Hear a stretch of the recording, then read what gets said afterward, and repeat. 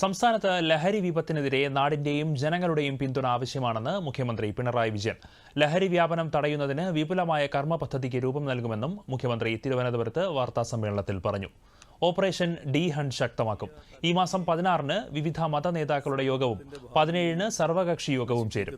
വിവിധ വകുപ്പ് മന്ത്രിമാരുമായി ചർച്ച നടത്തിയതായും ഉന്നതതല യോഗം ചേർന്നതായും മുഖ്യമന്ത്രി അറിയിച്ചു. മാർച്ച് 31 വരെ 12,760 ലഹരി കേസുകൾ രജിസ്റ്റർ ചെയ്തു.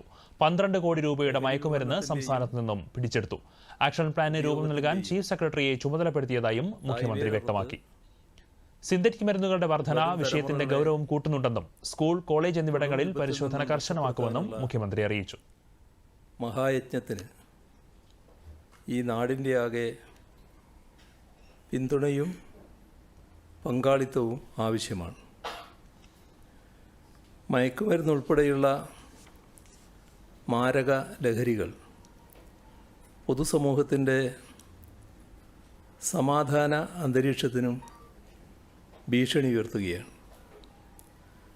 മയക്കുമരുന്ന് ആസക്തി പലപ്പോഴും കുടുംബ ബന്ധങ്ങളുടെ തകർച്ചയിലേക്ക് നയിക്കുന്നു.